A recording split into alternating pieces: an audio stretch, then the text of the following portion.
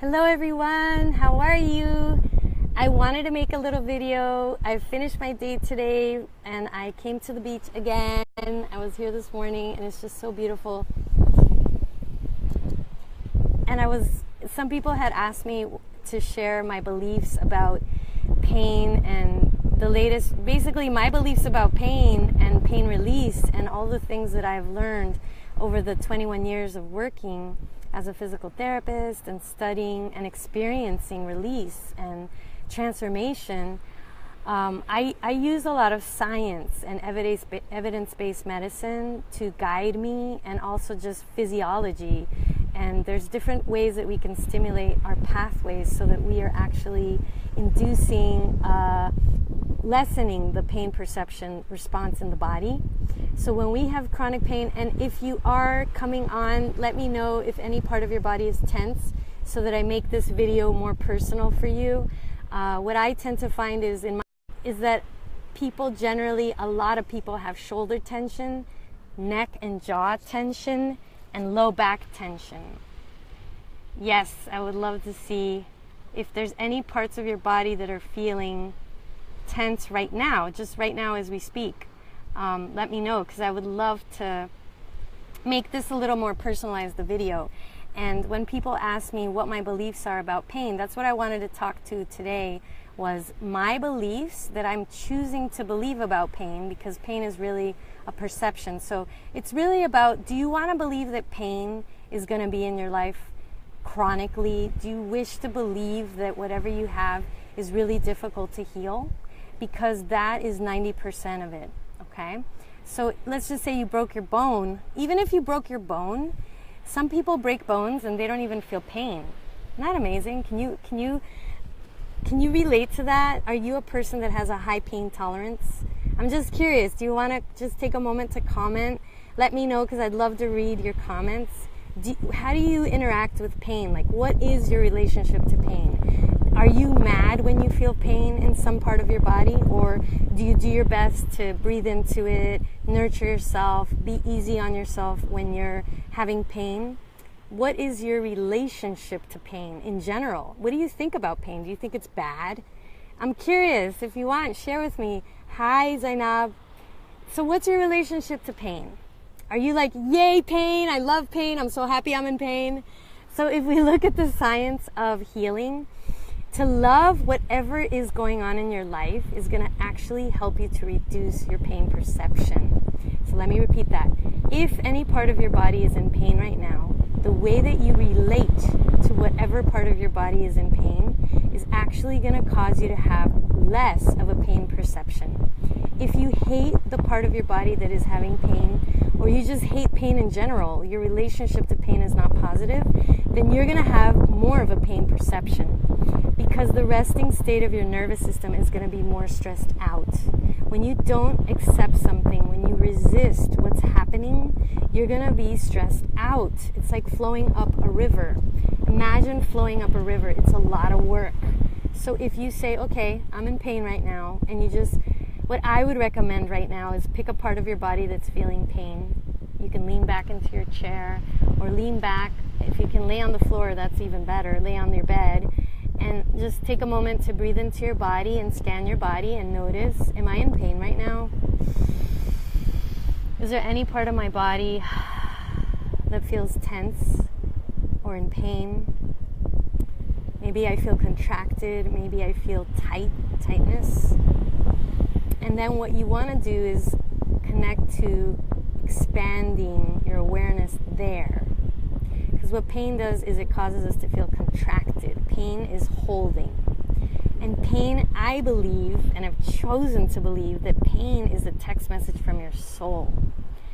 Your pain is actually your friend. It's actually a gift from your body that's helping you to realign to your truest essence of who you are. The more I choose to honor and trust my intuition, my gut feeling, my body, the more pleasurable I feel in my body. And I used to live in my life very much not connected to my soul, not connected to my intuition, my inner guidance. I was blocking what my inner guidance was telling me, that I wasn't in the right relationship, right marriage, that I wasn't doing the right thing in my career. I was living, not listening to the inner wisdom that was trying to talk to me. And a lot of times it was trying to tap me on the shoulder by me having chronic shoulder tension. I used to have chronic shoulder tension, chronic neck tension, jaw tension. My low back always felt like it was burning. And I would go, and just keep going, walking away from my truth. And so now today, I literally spend time leaning back throughout my day, in between my clients. I lean back and I allow myself to breathe deeply, and I reset my breathing and my nervous system by doing the E3 breaths. I'll post that video for the link of the E3 breath. E3 stands for extension, expansion, elongation. E3. When you expand your muscles, a painful muscle is contracted. So if you stretch a muscle that is in pain, most likely it's going to hurt you even more if you have a muscle strain. So the E3 breath helps you to expand your chest, your abdomen, your pelvic floor, your low back without moving your spine. Because some of us, if you have low back pain, that means that you're holding tension along your whole spine. And if you have shoulder pain, most likely those muscles are tight and contracted. So when you do the E3 breath, it's a way of you feeling lightness, freedom, expansion in those muscles indirectly by resetting your nervous system. So this is a brilliant way that Spirit has given me the download to create this way for people to basically stretch themselves out from the inside out. And your fascia, the fascial system, is this shiny sheath that covers your muscles. It's this shiny collagen and elastin fibers that coat your muscles, and when there is no muscle, it becomes tendon. So this is tendon. You see my tendon? I'm flexing my wrist here. So my tendon is pure fascia. It has no muscle. And then when I move, I only have 2 arms here. Then when I move down to my arm, that's all muscle down there. That's why I don't have the ability to have that tendon. See how there's little tendon sticking out right there?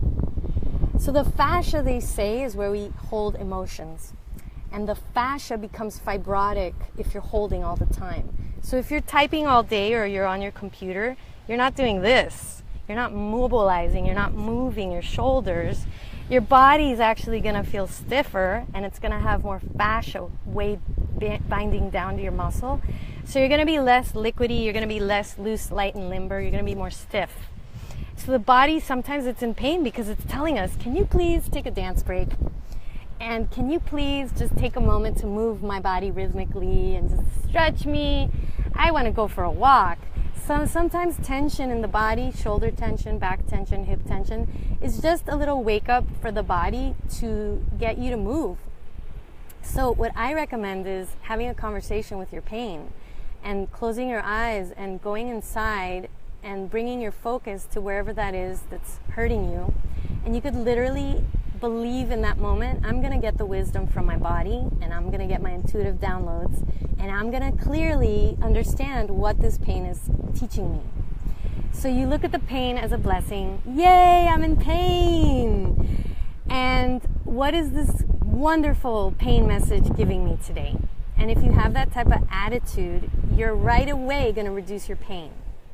If you're fighting the pain relationship and you're upset about it and you're mad at your pain, you're going to actually increase the pain perception because it's going to be annoying you, it's going to be irritating you. And let me know what do you think about that? How does that feel for you? Are some of you like, I can't have that relationship with pain. What are you talking about? Love my pain? But I had the blessing of working with people with cancer for a whole year, every Wednesday night, teaching this class about self-healing empowerment, self-empowered healing. And I got to learn from them, because a lot of them were in major pain, how these techniques that I use actually benefit you. So I've worked with people with chronic pain and pain related to cancer, having a lot of pain in their bones, pain because of surgery. And it's amazing how teaching people how to breathe with their diaphragm, how to do the E3 breath, how to love their pain and to acknowledge their emotions about their pain. So some of you might be like, I hate my pain. How could you ask me to love my pain? You know, you might even think, what a bitch. Like, how could she want me to love my pain? That's crazy. Well, you know what? Love is madness, right? Love is madness. And we use the same neurochemicals for love as the crazy chemicals. And yes, it might sound crazy, but you know what? Have you tried it? Have you tried to say, you know what, low back? I hear you.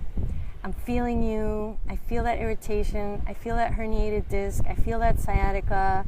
I feel the menstrual cramps, and I'm just going to be grateful for it because my body's talking to me. That's it. It's just a message. So what are my cramps telling me? What is my broken heart, my irritated heart, my shoulder tension, my jaw tension? The more you ask those questions, you're going to get answers. And eventually, because you talk so much to your body, you're going to have this amazing relationship that you can immediately download and get the intuition guidance of what's going on with your body, so that then you can respond much faster. So recently somebody approached me and asked me if I would work with them because after Irma they were feeling really off and not grounded and not centered after Irma. So for me, that means that person doesn't really have a lot of coping skills with stress. Because I've also gone through Irma, a lot of changes happened. I had to leave literally. My daughter had a birthday party Wednesday, September 6th at 4 p.m., a surprise party. And then 3-4 hours later, I was driving to my brother's house in Northport, Florida, because we had an evacuation warning on Wednesday. I got that just like an hour before my daughter's birthday was done. So I literally said, I'm grateful for this warning. I'm grateful that the storm is coming. I got to use all these techniques that I talk about and make all these videos about, the Alva method, and number one is to be grateful for it.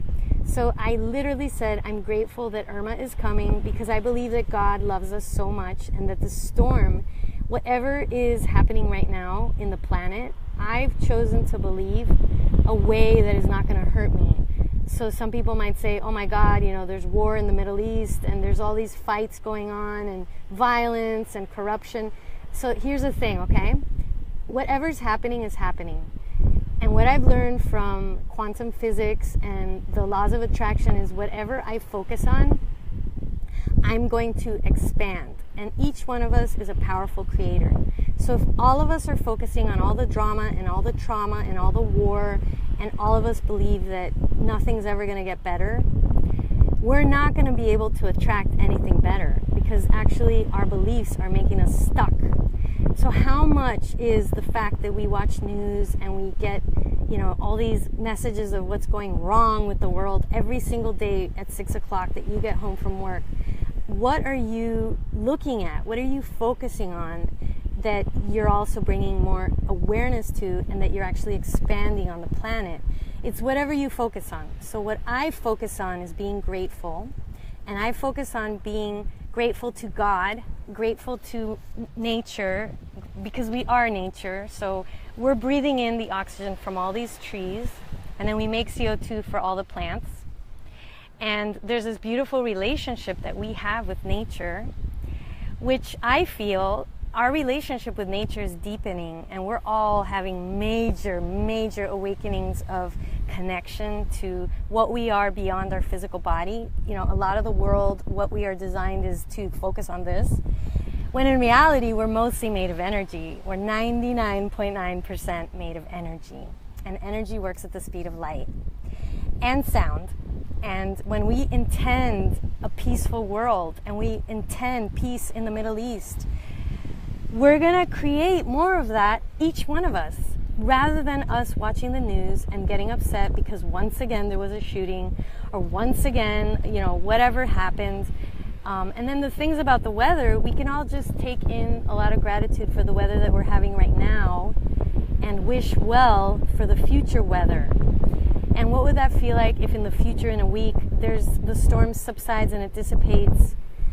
The more your body is relaxed and in the flow, and you're dancing and putting your music on, like I did this morning. I danced to the song Fearless by Jasmine Murray, and the way that you start your day is so important. So if you're starting your day watching the news at 7 a.m. telling you all the things that are going wrong, that's going to put an impression on you. It's going to affect your physiology. And yes, if you want to stay up to date with what the world is happening, great. Just make sure to do your diaphragmatic breathing, come back to peace, and then come back to asking, what do I want to create for the world? What do I want to create for my microcosm, my body?